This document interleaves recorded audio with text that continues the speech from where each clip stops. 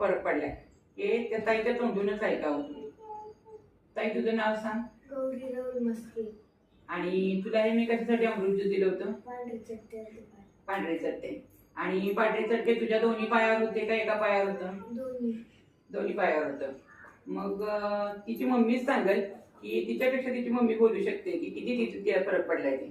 ताई तुम्ही सांगा की तिला किती फरक पडलाय? आम्ही हे ज्यूस चालू केल्यापासून तिला जवळजवळ 50% फरक पडलाय. आणि बरेच लोकांचं म्हणणं आहे हा पांढऱ्या चट्टे जातच नाही, पण हे अमृत ज्यूस चालू केल्यापासून त्याची वाढ पण नाही झाली आणि रिझल्ट पण खूप छान आलाय.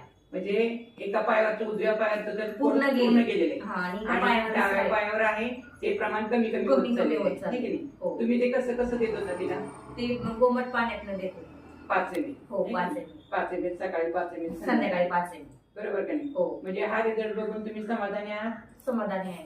मग तुम्ही हा आणि मला वाटतं हे सगळ्यांनी अमृत ज्यूस घेऊन बघावं. ह्या शक्यतो बरेच लोक म्हणते का पांढऱ्या पोडवर किंवा पांढऱ्या आजारावर याला काही औषध नाही, पण मी 100% सांगू डॉक्टरांनी शकते तुम्हाला तसं सांगितलं हो की औषध नाही, पण तरी पण आपल्या रिलायन्स कंपनीचं अमृत ज्यूस तुम्ही वापरलं तुमच्या कणीला छान रिझल्ट आलेला आहे. तर हर हर रियाज घर घर रियाज, हर हर रियाज घर घर रियाज.